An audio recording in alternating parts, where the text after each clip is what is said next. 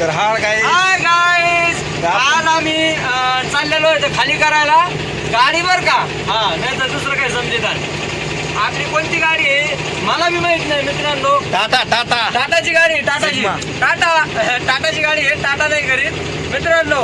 एकच आता कसं आहे माहिती का, कसं अध्यक्ष म्हणून तसं. हा विषय थोडा क्लोज आहे.